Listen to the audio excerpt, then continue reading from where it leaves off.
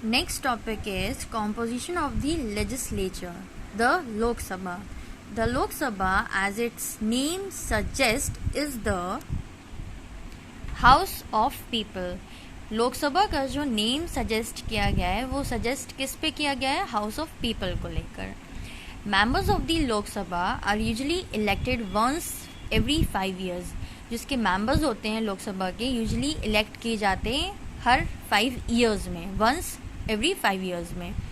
The people of India directly elect their representative to the house on the basis of universal adult franchise.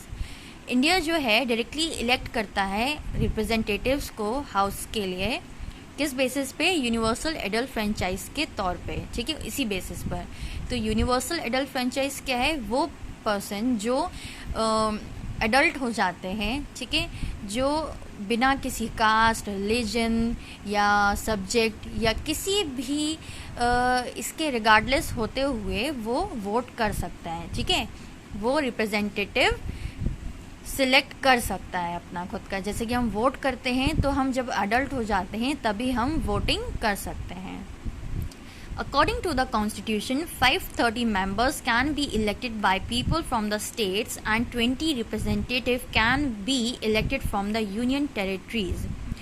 Constitution के according कहा गया है कि जो 530 members होते हैं वो इलेक्ट किए जाते हैं पीपल के थ्रू हर स्टेट से, और 20 रिप्रेजेंटेटिव इलेक्ट किए जाते हैं यूनियन टेरिटरीज से, ठीक है. The president has the power to nominate 2 members from the Anglo Indian community to the Lok Sabha. President के पास पावर होती है कि वो नॉमिनेट कर सके 2 मेंबर्स को, वो भी एंग्लो इंडियन कम्युनिटी से, जो कि लोकसभा के लिए होंगे. This is done if they are not properly represented in the house. ये तभी हो सकता है जब वो प्रॉपरली रिप्रेजेंट नहीं हो सकते हैं हाउस में, okay. For the purpose of elections the country is divided into constituencies. All adult citizens of India are allowed to vote. जो पर्पज है इलेक्शंस का वो क्या है? जो कंट्री है वो डिवाइड है कॉन्स्टिट्यूएंसीज में, मतलब कि डिस्ट्रिक्ट में, जिसको हम स्टेट भी कहते हैं, ठीक है.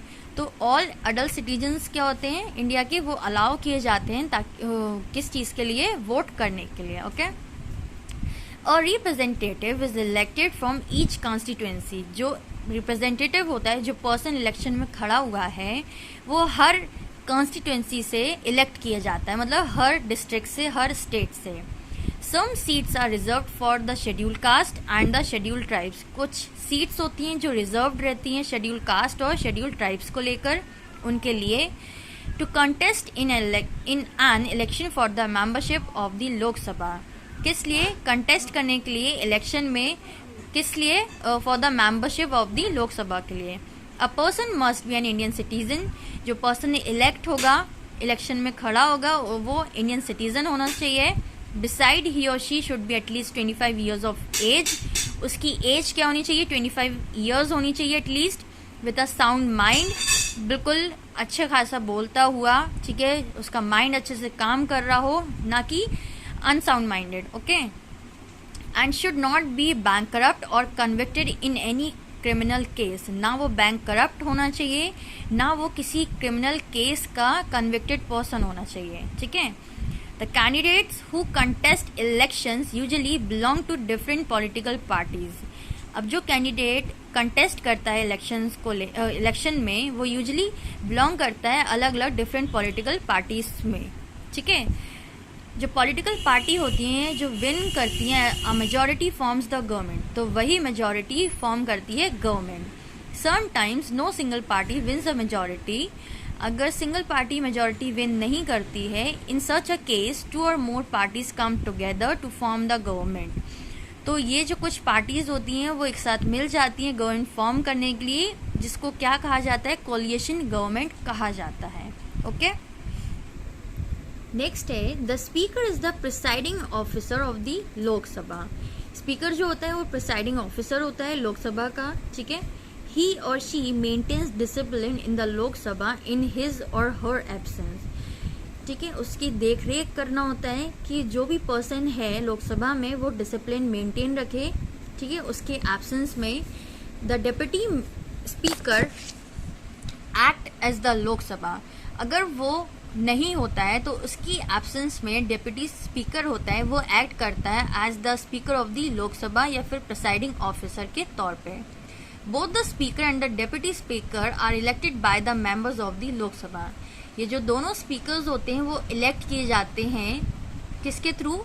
जो मेंबर्स होते हैं लोकसभा के। ओके, नेक्स्ट आता है राज्यसभा। ये होता है upper house of the parliament. The state participate in the legislative function at the centre through this house. जो स्टेट्स होती हैं पार्टिसिपेट करती हैं लेजिस्लेटिव फंक्शंस में at the centre through this house, इसी हाउस के थ्रू वो पार्टिसिपेट कर पाती हैं।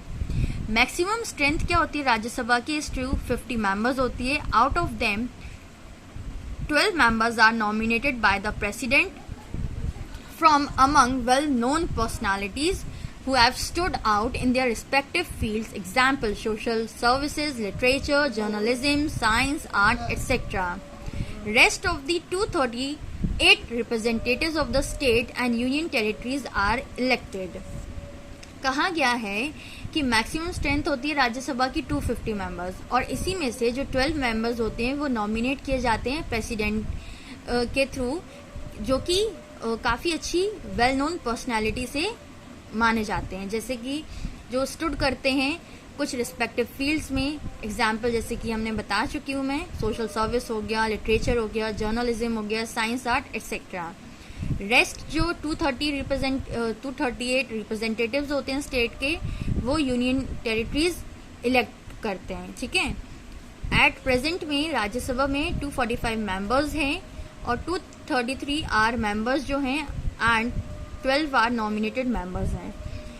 And the number of representative from each state of India in the Rajya Sabha varies on the basis of their population.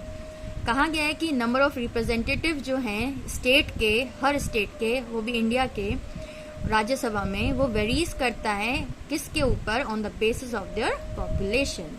Okay, next is function of the parliament.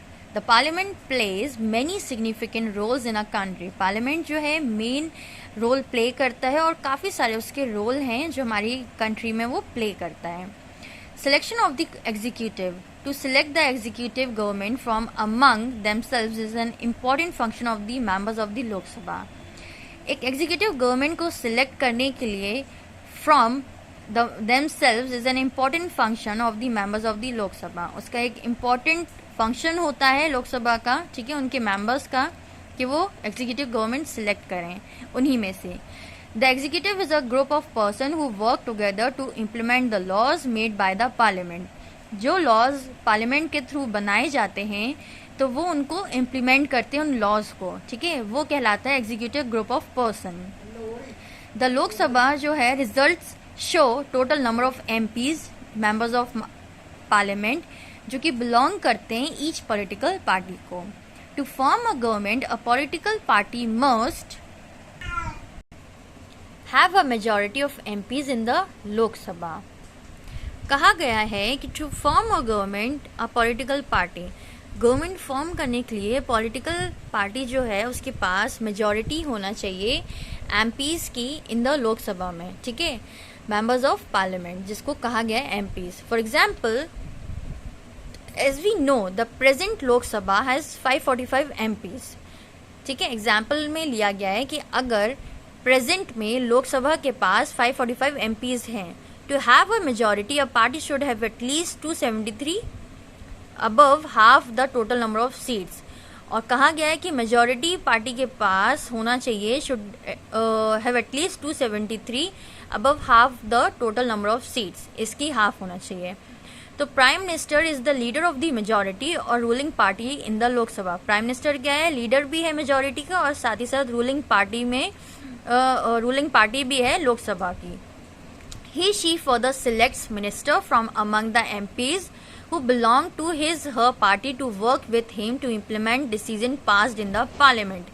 कहा गया है कि जो she जो भी है वो select होगा ministers from among the MPs में, ठीक है, जो कि belong करते होंगे पार्टी को, to work with him, उनके साथ वर्क करने के लिए, किस लिए? To implement decision passed in the parliament को लेकर. जो डिसीजन पास्ड होते हैं पार्लियामेंट से उसमें इम्प्लीमेंट करने के लिए। ये जो मिनिस्टर्स होते हैं take charge of various government ministers such as ministry of finance, minister of home affairs etcetera. ठीक है, ये चार्ज होते हैं कुछ वेरियस गवर्नमेंट मिनिस्ट्रीज के। ठीक है, the largest among the parties that oppose the ruling party is called the opposition party. जो पार्टी लार्जेस्ट और अपोज होती है रूलिंग पार्टी के उसको अपोजिशन पार्टी कहा जाता है, मतलब कि उनके अगेंस्ट जो पार्टी होगी उसको अपोजिशन पार्टी कहा जाता है। आई होप चिल्ड्रन आपको ये लेसन क्लियरली यहाँ तक समझ आया होगा। We will continue this lesson in next video. Thank you.